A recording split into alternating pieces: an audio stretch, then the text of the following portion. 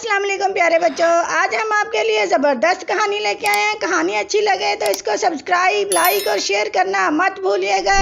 ایک ادیب کی بیوی نے اس سے کہا کہ آپ بہت کہانیاں لکھتے ہیں، آج میرے لیے بھی کچھ لکھیں، پھر مانوں گی کہ واقعی آپ ادیب ہیں۔ ادیب نے کہا ٹھیک ہے، اس کہانی کا نام میرا جادوئی گھر ہوگا۔ میں، میری بیوی اور بچے ایک جادوئی گھر میں رہتے ہیں۔ ہم اپنے میلے کچیلے کپڑے اتارتے ہیں جو اگلے دن صاف ستھرے ہو جاتے ہیں۔ بچے اسکول سے اور میں آفس سے آتے ہی جوتے ادھر ادھر اتار دیتے ہیں، پھر اگلے دن صبح وہ پالش شدہ صاف جوتے پہن کر جاتے ہیں۔ ہر روز رات کو کوڑے والی باسکٹ کچرے سے بھری ہوتی ہے اور اگلے دن صبح سویرے ہی وہ خالی ہوتی ہے۔ میرے جادوئی گھر میں بچے کھیلتے ہوئے ہر چیز بکھیر دیتے ہیں، لیکن اگلے ہی لمحے گھر صاف ستھرا ہو جاتا ہے اور ان کے کھیلوں کا سامان اپنی جگہ پر ترتیب سے رکھ دیا جاتا ہے۔ ہر روز میرے جادوئی گھر میں میرے بچوں اور میری پسند کے مختلف کھانے بنتے ہیں۔ میرے جادوئی گھر میں ہر روز تقریباً 100 بار ماما ماما ماما کہا جاتا ہے۔ ماما ناخن تراش کہاں ہے؟